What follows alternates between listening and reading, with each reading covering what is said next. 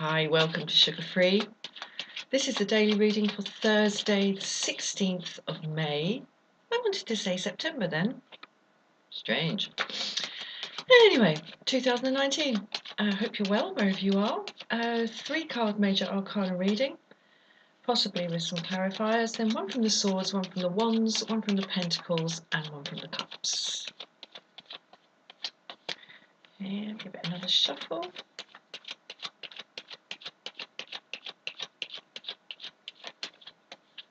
There we go. Cut. Okie doke. We have the Hierophant, the Hanged Man in the reverse, and the Empress. Well, what a turn up, because the Empress was in the reverse yesterday. Oh, super duper. This is beautiful. This is beautiful. Now we're coming into the reading with a really strong sense of the uprightness of right and wrong. Very solid on this throne. Absolutely lovely. This is spirituality as expressed in the worldly world, in the matter of hierarchies, and yeah, I would say the absolute hierarchy of the top of the tree being goodness. Goodness. It sounds so simple, but it's profound, the matter of being good.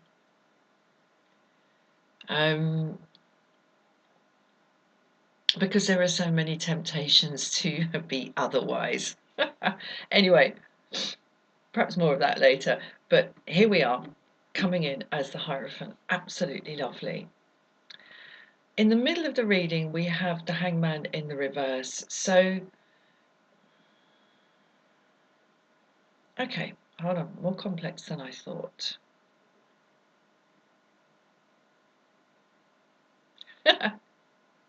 Right, what I'm getting from this is, I think whichever way you look at it, it's good. Whichever way you look at it. If you're this way up, if you're that way up, if you're that way up, if you're that way up, it's not going to make any difference. The Hangman in the reverse is about, well, the Hangman is about taking ourselves out of the action for a while by our own decision, putting ourselves onto the edge of the game, whatever it is, turning ourselves upside down and looking in at the situation from a completely different perspective to see whether there's something of value to be learned from doing so. And very, very often there is. Very often, if we take ourselves, if we're in a situation and it's all sort of a bit confusing and a bit sticky and a bit tangled, and if we're able to just mentally step to one side and say to ourselves something like, well, if I was myself in 10 years' time, looking back on this, what would I advise myself to do now? It's that kind of thought experiment. The Hangman is a thought experiment. And when the Hangman is in the upright, the blood rushes to the head. So it's thinking.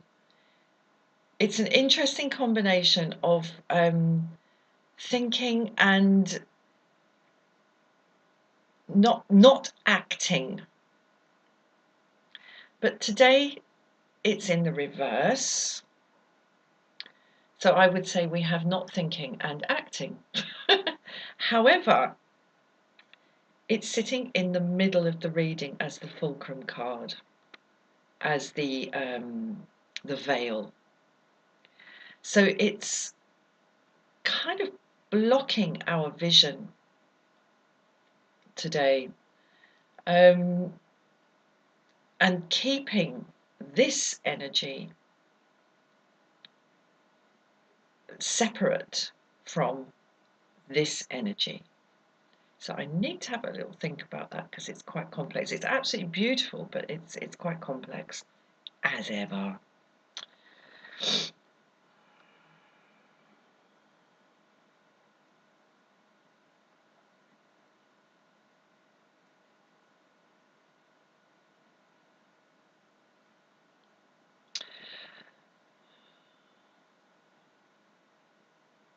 Right, okay. There's a lot of thinking going on here in the Hierophant and the Hangman in the reverse. The Hierophant is about things like holy relics locked away in glass cases. It's about books of inheritance of power, spiritual and moral power.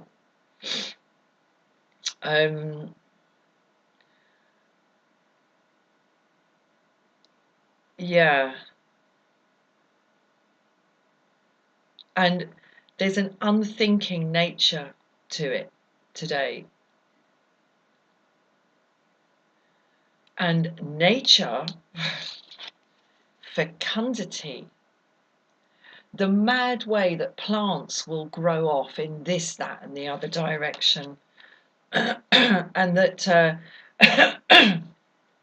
excuse me,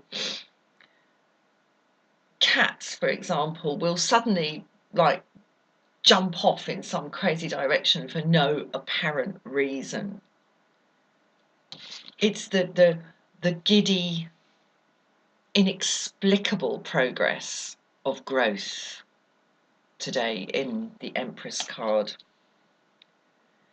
And once again, I see the challenge on the table in the matter of letting go. Because, yeah, there's a holding on here. And it's almost I'm seeing almost like sort of blinkers in this. It's like, I know this is right, I know it's right, I know it's right, I know it's right, I know it's right. Like, oh, like sort of blocked in here.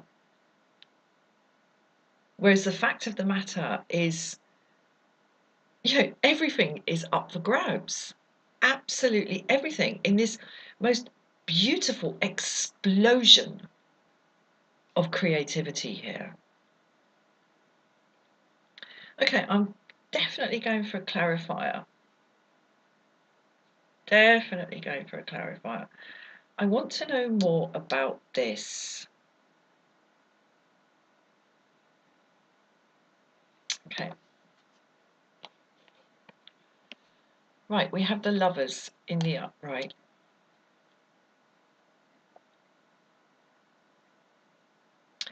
So yes, the matter of, in many ways, the illusion of choice, the illusion of control over one's own destiny. And we really want to believe today that basically we're running our own lives. And the question I would ask in the matter of that is, well, what would the problem be if we weren't? Because we have here a trio of humans, one of whom, the lad in the middle, is apparently taking the choice about whether to shift paradigm from being his mother's son, his mother on this side, I have to check because the camera's around the other way, with her crown and her gown. So, he's in a good place. He's the prince. But is he going to go off and like boot that paradigm into the past and shift into being a husband to this woman? And he's in the middle taking his choice, he thinks. But The little Cupid here, the blindfold little Cupid, the force of desire, the force of will. The thing that when you see someone, you might see one person in your life and you just fall in love with them on the spot. You've never even spoken to them. You don't know anything about them, but there's just something about them. You cannot control that. You cannot police that. And today, for the first time, I'm really noticing another metal hat. This lad thinks that he is immune to whatever that arrow is coated with, that's going to get into the bloodstream and set off a chain of events that cannot be controlled by thought. He's got his helmet on. He's got his helmet on. We got the metal hats. I just want to say, I did a reading a couple of days ago and it was all about people wearing metal hats. I had a hairdresser's appointment later that morning and I had some highlights done, and I suddenly she's doing the highlights and she's putting in the foils, and I'm sitting there and I looked in the mirror at myself. I thought, oh my God, I've got a metal hat on as well. Anyway, now look, she's got a metal hat on too. The only person without a flipping hat on here is this dude, not hanging upside down looking like Johnny Rotten.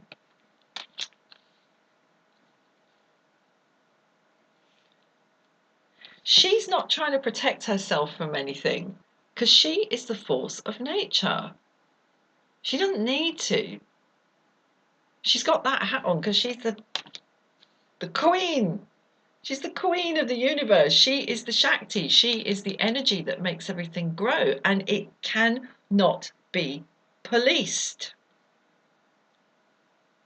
It can be surrendered to in the most graceful way possible. Let go. I'm going to get another one.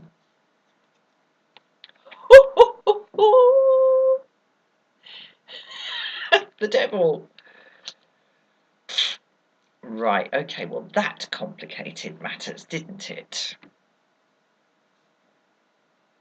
In the upright.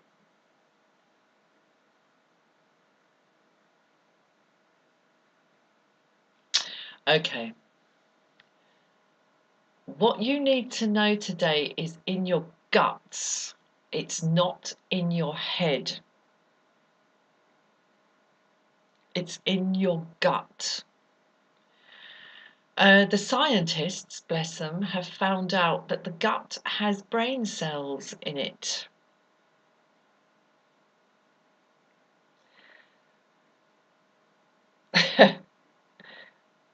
Ask your head.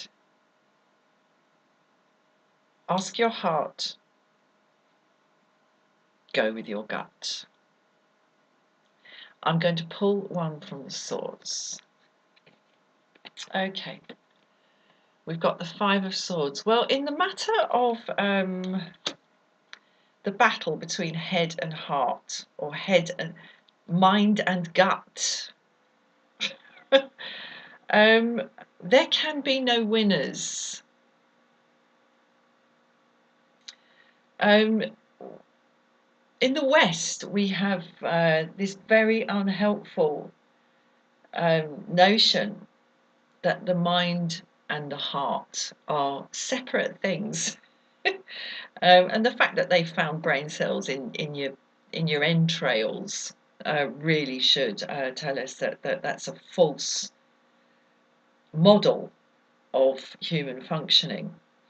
And the mantra, the great mantra Om Mani Padme Hum, that the Buddhists chant, it's probably the most chanted mantra in the world, is about linking the head and the heart and bringing the jewel of consciousness into the lotus of the compassionate heart and linking those two things up. Incredibly powerful mantra. If they are fighting with each other today, there will be no winners. One from the Wands. Okay, we've got the Three of Wands.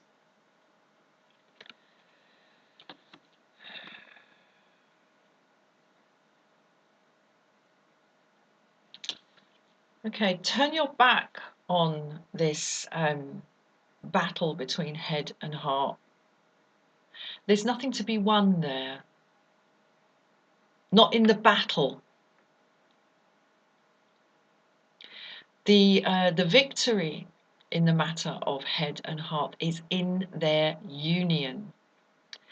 And that is what is spreading out in front of him. We have head on one side, heart on the other side, and he is holding the third wand. That's the one he will be taking out with him on his travels as he walks away from our view. That is the unity of head and heart. As I say, if they fight today, there will be no winners. There might appear to be, but it will just be sheer exhaustion.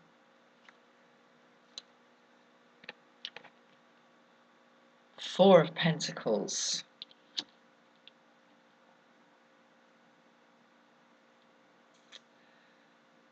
Okay, now I don't know whether this is an indication that these pentacles should be let go of,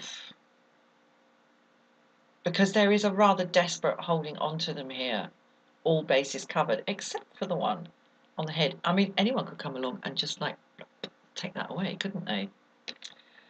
I don't know whether it's an indication to let them go and to release, or whether whether this is actually a recommendation. Perhaps the cup card will tell me, and when I've got everything on the table, I'll know.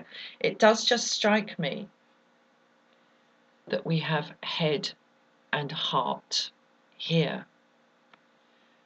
Crown chakra, heart chakra, and then the other two are being held down in a very prosaic, physical way by the 2 feet. And there's a kind of, in the way that he's holding that pentacle over his heart, there's a kind of infinity symbol going on there with his arms, or a Wheel of Fortune idea. So it's very interesting, the position of the arms there. There's a spinning going on here.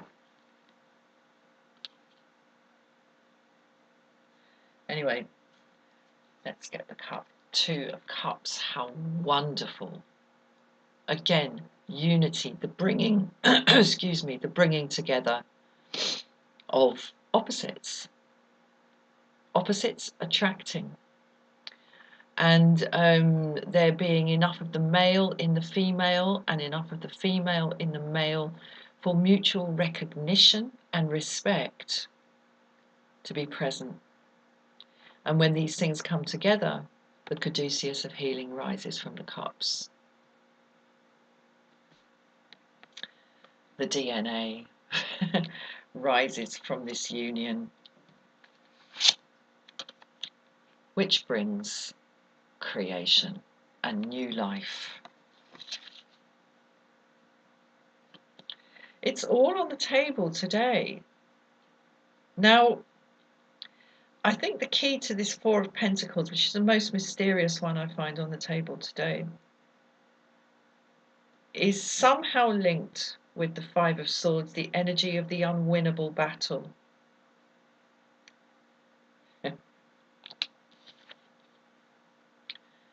If he gets up to move and become active, there are only 2 of these pentacles that can be retained, and possibly even only one, and that is the one connected with his heart. As soon as he bends down to pick up the 2 pentacles under his feet, that one on his head is going to topple and fall. The only one he can hold on to, and the only way he can walk away with all these pentacles, is to hold them all to his heart.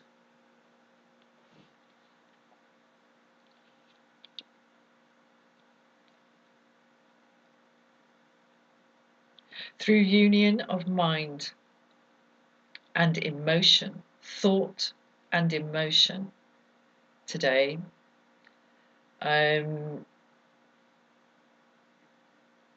an acknowledgement of what is in the gut, we can make whatever progress we are going to make today. Right, I'm going to leave it there. Thank you so much for watching, and I'll see you again soon. Bye-bye.